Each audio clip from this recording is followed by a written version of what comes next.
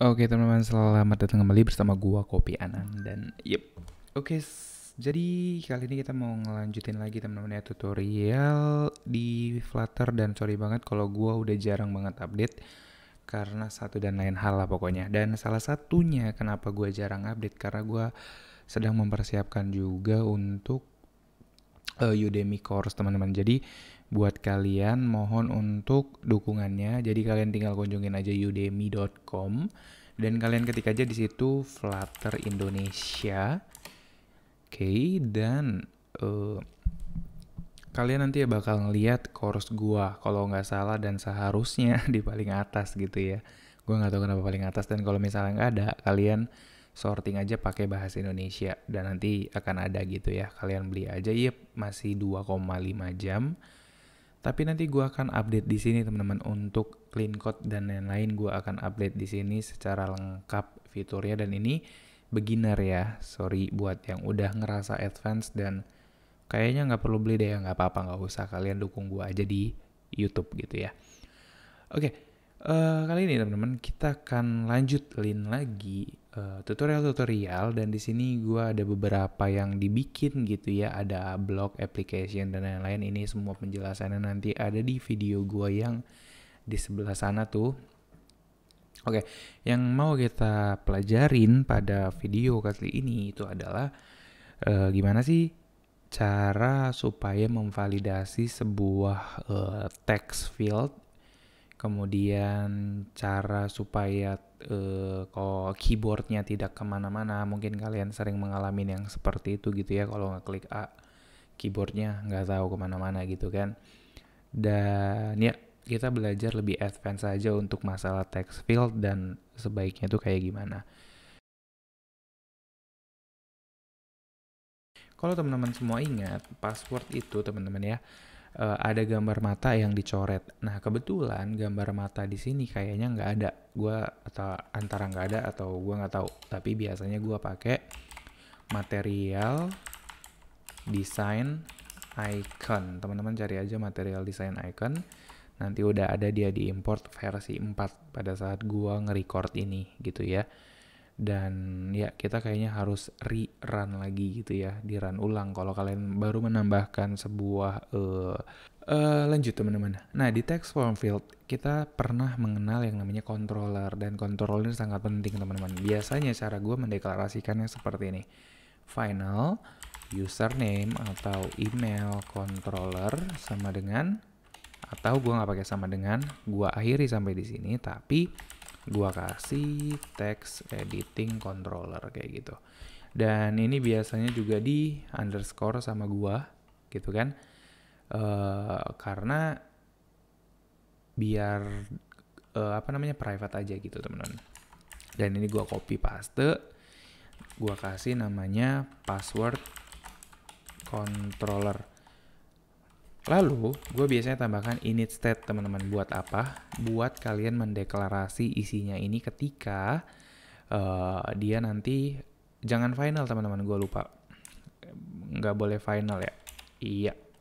Mendeklarasi ini kepakai kalau misalnya kalian mau ngedit dan lain-lain. Tapi ya, saran gue sih sebisa mungkin pakainya seperti ini teman-teman ya, supaya mengantisipasi aja. Dan jangan lupa teman-teman untuk dideklarasi di init state.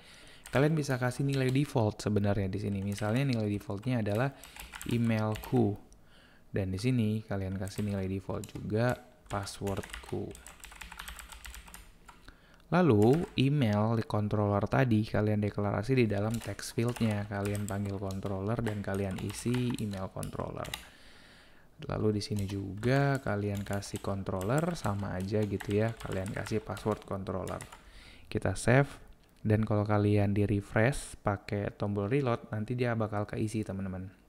Langsung ngisi namanya. Itulah gunanya controller, untuk kalian bisa ngambil teman-teman. Jadi banyak cara di luar sana yang pakai on change kan. Itu nggak masalah, cuman kayaknya lebih bagus kayak gini. On change nanti ada pemakaiannya lagi untuk apapun itu, banyak lah ya. Nah, lanjut ke yang bagian password. Nah, di bagian password ini biasanya kalau kita ngetik-ngetik itu titik-titik-titik atau bintang-bintang-bintang gitu ya. Untuk saat ini memang gue masih belum research cara ganti bintang-bintang atau titik-titiknya. Tapi untuk kali ini kita akan belajar gimana cara naruh badge di sebelah kanan atas, paling kanan pokoknya. Kita panggil yang namanya di decoration ya, di input decoration kita panggil yang namanya suffix. Kalau suffix itu di sebelah kanan atau di belakang, kalau prefix itu di sebelah kiri. Nah, kita tambahkan yang namanya suffix icon dan kita panggil icon. Tadi kita udah install yang namanya icon material design. Jadi di sini harusnya udah ada gitu ya. Kita tinggal panggil aja mdi icons dot, teman-teman bisa panggil I di sini. Gitu ya. Yap, I sama I of gitu ya, teman-teman ya. Oh iya, ini kalau kalian lihat ini agak ke atas kan. Sebenarnya ini kalau nggak salah kalian bisa pindahin. Caranya content paddingnya dikasih @ginset.0. Nah, gimana caranya supaya bikin bagian password itu titik-titik-titik? Gampang banget caranya, itu tinggal kalian kasih aja di sini obscure text. Kalian kasih di sini true. Kalau kalian bilang true, maka dia akan jadi titik-titik-titik. Nah, kalau untuk ngerubah lagi gimana? Simpelnya, kita tinggal ngebikin true ini menjadi false lagi, sehingga di sini berubah lagi jadi tulisan. Nah, itu semua bisa di-trigger kalau kita menekan button yang di sini, itu biasanya kan. Nah, lalu bagaimana cara kita supaya kita bisa menekan button yang ada di sebelah kanan itu, gitu kan ceritanya. Caranya, teman-teman semua, di bagian icon yang di bagian sini gitu ya, kita kasih on press. Caranya tinggal kasih ink wheel aja. Ink wheel, kalian semua kasih on tap. Dan kalau nggak salah sih begini ya. Atau kalau nggak mau repot, kalian bungkus aja. Nah, seperti ini. Oke. Nah, tinggal dikasih di paling belakang on tap.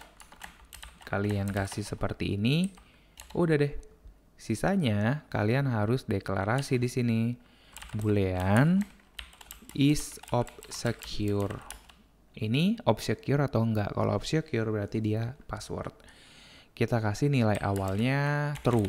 Karena di awal-awal user itu pada saat ngetik udah langsung titik-titik-titik kan. Jadi is obscure yang ada di sini kita ganti dari sini obscure text-nya menjadi is obscure text. Kita save dan ya masih seperti biasa. Lalu di dalam on tab-nya ini kita rubah untuk is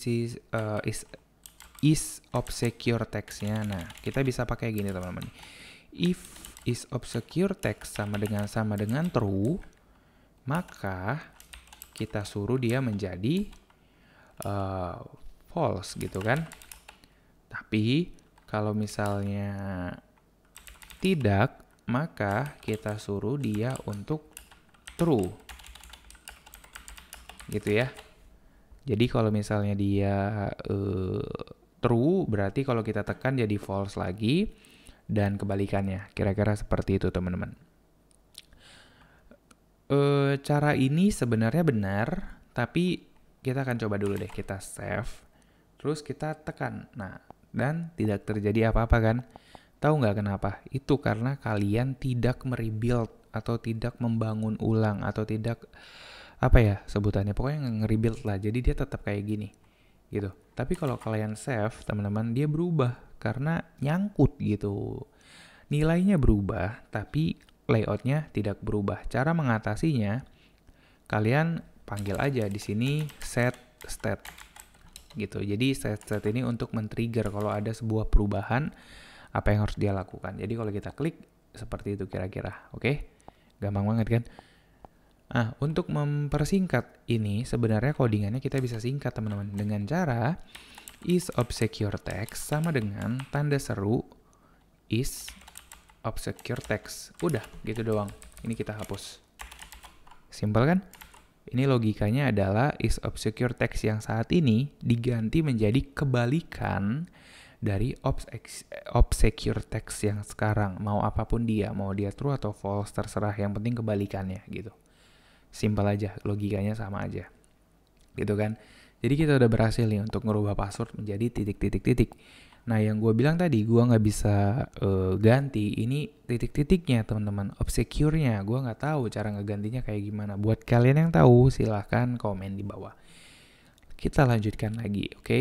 Nah, di bagian raise button, gue akan bungkus ini menggunakan kontainer karena gue mau kasih width-nya itu double.infinity supaya panjang.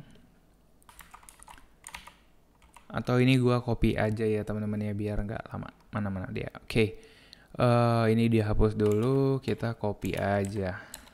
Nah, gitu ya. By the way, teman-teman, buat kalian yang nanya, Bang, code-nya di mana? Sebenarnya ada. Gue juga lihat dari Medium, teman-teman nih. Kalau teman-teman nggak percaya, tapi di sini gue berusaha untuk menjelaskan sedetail mungkin begitu ya. Jadi di sini ada form key-nya, di mana kita akan masukin di dalam sini key, form key. Dan juga ada yang namanya auto validate, kita kasih false. Nah, auto validate ini kita kasih false karena ketika dia false, dia tidak akan memvalidasi apapun. Berarti di sini kita harus menambahkan yang namanya auto validate, teman-teman. Atau kita kasih validator maksudnya ya. Kita kasih validator. Nah, di validator ini kita membutuhkan sebuah function. Kalau kalian lihat, dia butuh function yang nanti dia ada inputnya juga string dan dia akan mengeluarkan string juga. Berarti kita harus sediain juga di sini namanya string, namanya validate email gitu kan. Kira-kira begini, dan kita contek aja teman-teman ya, karena ini berbau apa namanya ya, regex. Bentar ya teman-teman ya. Nah, ini validate email dia udah ada. Oke, kira-kira begini teman-teman. Dan di dalamnya kita kasih string value. Kira-kira begini, jadi ada regex. Ini regexnya untuk menentukan apakah dia email atau tidak. Kalau dia tidak email, dia akan mereturn ini, teman-teman. Enter valid email. Kalau tidak sesuai dengan kategori email. Email itu kan bla bla bla bla at bla bla bla bla dot bla bla bla, gitu kan. Jadi dia akan memvalidasi kalau misalnya kita cuma masukin 1 2 3 4. Lalu kita juga bisa di sini di else if tentunya kalau misalnya value-nya sama dengan null gitu ya. Kita juga bisa return email tidak cannot be empty. Gitu teman-teman. Jadi kalau tidak memenuhi semua ini dia akan nge-return null gitu kan. Oke. Atau ini kita hilangin aja karena kita pakai 2 if. Sip. Jadi dia cek yang ini, kalau tidak memenuhi semuanya berarti dia null. Nah, kalau dia null artinya tidak error gitu ya. Nah, validate email ini kita masukin ke dalam validator di sebelah sini. Seharusnya teman-teman yang baik itu biasanya kayak gini, teman-teman. Ada ininya lah, ada value-nya. Kira-kira kayak gini. Nah, tapi karena validator ini sama-sama mengeluarkan string dan string ini juga harus masuk ke sini, sehingga kita cukup pakai kayak gini aja. Jadi sama aja gitu ya. Itulah kerennya. Oke. Selanjutnya teman-teman, kita akan memvalidasi passwordnya. Nah, untuk memvalidasi password di sini teman-teman opsional gitu ya, atau pilihan teman-teman mau berapa gitu. Kalau dia di sini tidak boleh melebihi atau tidak boleh di bawah 3, artinya harus 3 ke atas passwordnya gitu kan. Ini terserah teman-teman ya. More than kita masukin di sini aja ya teman-teman ya. Integer minimal karakter. Kira-kira gitu. Minimal karakternya adalah segini.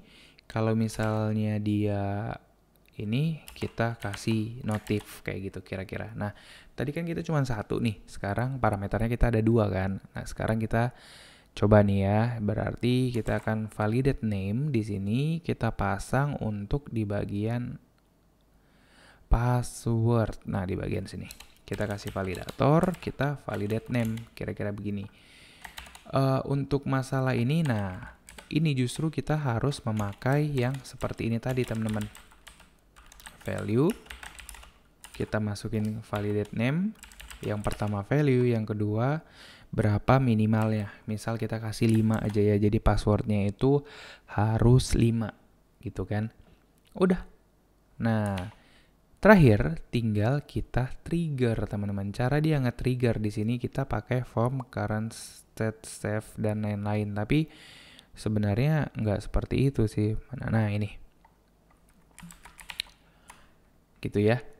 Kita akan kasih sebuah function atau void di sini untuk memvalidasi. Ini sebenarnya nggak perlu kalau dia di sini teman-teman. Kalau teman-teman lihat dia ada pakai save karena dia tidak memakai yang namanya controller. Dia di sini memakai yang namanya onSave. Jadi onSave itu harus dimanipulasi segala macam bla bla bla bla bla. Capek. Jadi kita pakainya gini doang. Ini kita hapus, ini kita hapus. Kalau misalnya gitu ya. Kalau misalnya dia error, dia akan masuk ke sini teman-teman. Artinya auto validate-nya diubah sama dia menjadi true. Kalau misalnya dia sukses, kita akan print sukses cu. Gitu ya.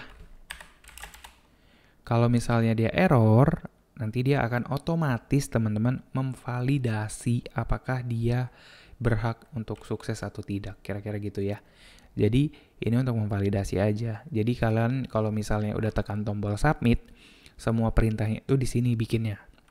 Di sini itu untuk nampilin errornya apa gitu. Tinggal kita panggil aja di sini validate input titik 2 dan kita save semuanya. Kita lihat halamannya. Oke. Nah, sekarang kita login ya. Boom.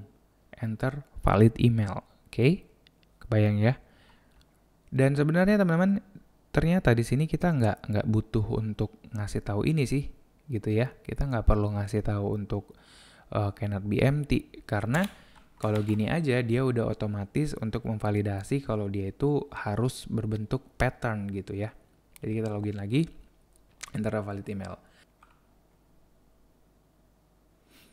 Oke teman-teman, ternyata gue tahu kesalahannya di mana dan ini sangat-sangat bodoh. Ngapain gue update dia menjadi true kalau dia selalu false, ya kan? Jadi gue lupa masukin ini teman-teman. Jadi dia tidak tertrigger untuk ini namanya apa?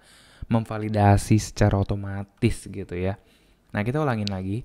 Di sini kita login dan semuanya error, bahkan kalau gue masukin anan, add, gmail, dot. Nah, kalau misalnya udah seperti ini, baru dia kembali oke gitu ya. Bahkan password juga sama gitu. Ya kan? Oke, keren ya? Tuh. Oke. Dan error stylenya ini teman-teman semua bisa ganti ya. Lagi-lagi di input decoration. Teman-teman kasih di sini untuk error stylenya dan lain-lain gitu. Teman-teman bisa ganti text stylenya, mau dibikin warna hijau misalnya, green, ya kan? Bebas, feel free gitu ya. Coba ya, kita coba. Nah, hijau kan keren nggak? Oke. Videonya udah agak lama tapi nggak apa-apa. Ini sedikit lagi teman-teman ya, sedikit lagi. Nah, kalau teman-teman misalnya di sini dan teman-teman mau ke sini, itu kan ada keyboardnya ini selalu muncul dan ini kalau teman-teman bermain dengan field yang banyak ini sangat-sangat mengganggu karena kalau kalian mau scroll gitu dia akan keganggu banget. Dan gue menemukan sebuah website ya Medium juga keren banget cara menjelaskannya gitu ya. Di sini dia memakai yang namanya focus field teman-teman. Jadi ada namanya focus node. Jadi kita di sini akan mendeklarasi dua juga focus node. Focus node di bawahnya inilah ya kita akan deklarasi ya. Focus node di sini gua kasih namanya email fn sama dengan focus node. Kira-kira begini dan ini gua copy paste dan gua kasih password fn. Oke. Oke. Focus node ini kita daftarin di bawahnya controller ya, harusnya di atas juga bisa sih. Email focus node gitu kan. focus note gitu. Sama di sini juga focus note kita kasih password FN. Ini akan merubah note-nya ada di mana, artinya di mana yang aktif dan di mana yang tidak aktif. Kalau teman-teman copy emailnya ini di sini teman-teman ya, di password, yang akan terjadi adalah kalau teman-teman arahin ke dalam sini, maka ada 2 kursornya. Nah, jadi focus note ini akan memperlakukan kursor sedemikian rupa gitu teman-teman ya. Jadi jangan sampai salah, jangan nanti kalian kebalik-kebalik jadi ngaco semuanya. Focus note di sini akan berfungsi sebagai bagian mana yang harus dia sorotin. Untuk sementara yang dia sorotin itu kan bakal di email nih. Nah, tapi kita bisa ganti button di bawah sebelah kanan supaya ketika kita habis ngetik di sini, kita nggak harus nekan di sini teman-teman. Kita bisa nekan di keyboard bawah paling kanan. Caranya teman-teman tinggal kasih text input actionnya aja. Text input action dot. Nah, teman-teman bisa tambahin ini di sini ada next, ada search, ada send dan lain-lain gitu ya. Dan kalau kita mau itu kita kasih next aja. Jadi kalau ditekan dia akan melanjutkan atau next. Nextnya kemana? Nah itu dia yang akan kita atur gitu ya. Di sini ada on field submit. Kita akan copy paste. On field submit ini adalah kapanpun teman-teman tekan submit. Nah, submit yang dimaksud adalah submit button yang ada di bawah kanan. Mau dia buttonnya bentuknya apa, namanya tetap submit button. So, nama di sini adalah submit button again ya, teman-teman ya. Jangan lupa. Jadi ketika dia klik ini, apa yang akan terjadi? Karena kita mintanya next, sehingga kita harus pindahin titik-titik ini ke field berikutnya. Kita yang nentuin field berikutnya. Oke, cara mindahinnya kita tinggal panggil field focus change. Dan di sini dia udah jadiin sebuah kelas gitu teman-teman ya. Udah dia jadiin sebagai function gitu, void. Tuh, jadi ini kalian bisa daftarin untuk global, jadi bisa dipakai di mana aja nantinya. Tinggal mainnya di parameter aja gitu ya. Jadi enak banget. Kita udah panggil functionnya, kita tinggal masukin konteksnya. Ini adalah current focus atau fokus yang saat ini. Ya, kita copy aja dari sini gitu ya. Oke, dan nextnya mau kemana gitu. Nextnya mau ke bawah kan, kita copy aja fokus sih passwordnya. Kira-kira begitu. Jadi kalau kita save, kita masuk sini. Dan kita tekan lagi bawah atas, tuh sekarang udah ganti tombolnya menjadi next. Dan kalau kita klik next, maka dia akan pindah ke bawahnya. Baik, di password kita juga akan ganti text inputnya menjadi input action dot. Nah, di sini kita akan ganti menjadi submit atau done ya. Dan teman-teman kita bisa pakai done di sini. Artinya kalau udah pakai done, kita nggak akan next lagi kan. Nah, kalau dia di sini dia ilangin fokusnya karena udah terakhir. Oke, kebayang ya. Jadi fokusnya itu dimatiin sama dia.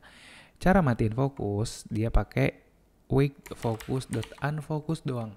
Jadi kita panggil di sini on field submitted. Kita kasih isinya apa, terus diilangin fokusnya. Gitu ya. Fokus yang mana yang diilangin? Justru fokusnya si password sendiri. Nah, ketika fokusnya hilang, kita bisa untuk memvalidasi input teman-teman. Jadi kita panggil function yang ada di button. Jadi biar orang secara user experience, habis dia ngetik gitu ya, tekan ini, udah tidak usah untuk ini lagi gitu teman-teman ya. Nggak usah tekan tombol submitnya lagi. Nah, sekarang kita akan save semuanya. Dan boom. Kita anggap kepencet. Gua resave aja. Oke, nah anggap gua ngetik nih Anan bla bla bla bla bla, belum ketahuan error. Kita next, password bla bla bla bla, belum ketahuan error. Nah kalau kita tekan submit, boom, maka keyboardnya turun dan itunya juga apa namanya nih? Ya itulah, you know. Jadi kita bisa perbaikin lagi gmail.com. Kemudian kita ntar gue munculin dulu. Nah, Kita isi password sampai tidak error dan kita tekan tombol X. Maka di sini ada tulisan sukses cuk. Satu lagi teman-teman, terakhir, benar-benar terakhir nih. Ini penting banget buat kalian. Ada satu lagi medium yang gue lupa di mana. Kalau nggak salah ada di sini deh. Bukan. Nah ini, how to dismiss keyboard flutter right way. Nah, kalau misalnya kita mau nekan yang manapun, kita mau fokusnya hilang teman-teman justru. Karena kadang nih, kalau kalian lagi ngetik di sini dan fieldnya banyak, kalian scroll ke bawah, itu nggak hilang teman-teman si fieldnya. Itu ngeganggu banget. Kalian pernah coba nggak sih?